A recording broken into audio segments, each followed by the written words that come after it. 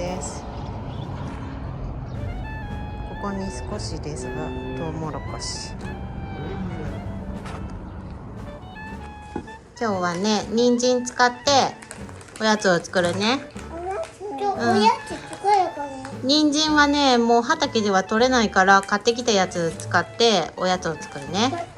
ドーナツはね作らない。じゃあ作るね。これお菓子食べるわ。同じお菓子は作らないよ。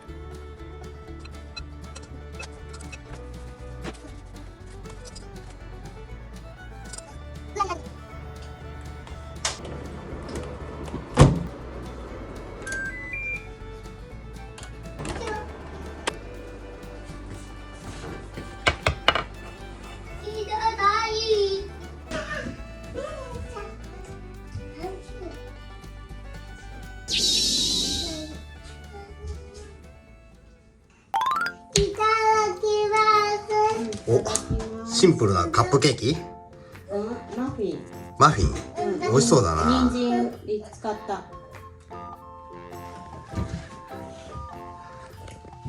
食べていいよ。通ろうとしないじゃんか。はい、食べに。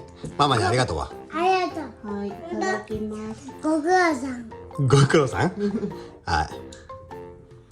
どうぽくん。朝。美味しい？よしよしよし。ちっぽちゃんどうですか？ご苦労さんは？ちっぽちゃん。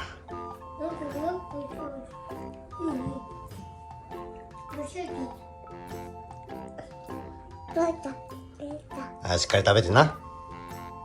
はい、ありがとう。ご苦労さん。はい。生クリームはなかった？うん。なるほど。じゃあ俺も食べるわ。うん。はい。ありがとう。はい。